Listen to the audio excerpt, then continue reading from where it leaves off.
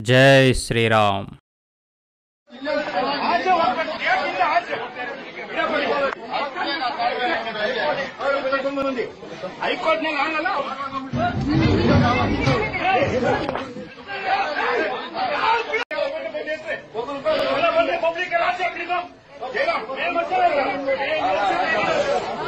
చూశారు కదా, కర్ణాటకలో దేవాలయంలో హిందువులు విరాళంగా ఇచ్చిన డబ్బును సేకరించడానికి ప్రభుత్వ ఉద్యోగులైతే వచ్చారు.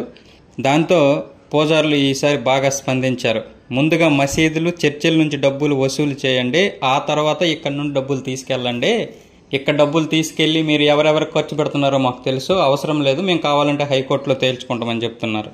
మత మార్పిడులు, జిహాదీలు చేసేవారి కోసం సనాతన ధర్మం కాంట్రాక్ట్ తీసుకోలేదు, అది కూడా సనాతనకు వ్యతిరేకంగా మీరు ఈ డబ్బుని ఉపయోగించాల్సిన అవసరం లేదు అని అర్చకులైతే చాలా పోరాటం చేశారు. నిజంగా ఇది అభినందించాల్సిన విషయమే కాదు, ప్రతి ఒక్క అర్చకుడు కూడా మనం పంపించాల్సినటువంటి విషయం. అలాగే వాళ్ళకి మనం కూడా సపోర్ట్గా నిలవాల్సినటువంటి పరిస్థితి ఉంది. ఇదే మార్పు ప్రతి ఒక్క దగ్గర రావాలి. అంతేకాదు, ముఖ్యంగా తిరుపతి హుండీ పైన మనకి అధికారం వస్తే, అంటే తిరుపతి హుండీ డబ్బులు ఏవైతే ఉన్నాయో అవి సనాతన ధర్మానికి ఖర్చు పెట్టాలంటే అది ప్రైవేటు వ్యక్తుల చేతులు, అంటే మన చేతుల్లోకి రావాలి.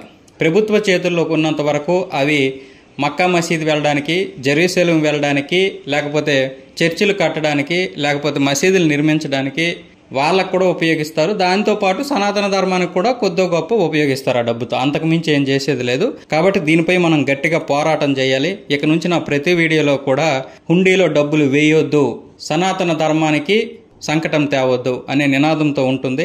కాబట్టి ఈ వీడియోని మనం ప్రతి ఒక్కరికి కూడా షేర్ చేసి ఇదే స్ఫూర్తిగా తీసుకొని ఇంకా ఎక్కడా కూడా ధర్మాదాయ దేవాదాయ శాఖలకి మనం ఇక నుంచి మన దేవాలయాల డబ్బులు ఇవ్వకుండా చూసుకోవాల్సిన బాధ్యత మనపై ఉంటుంది.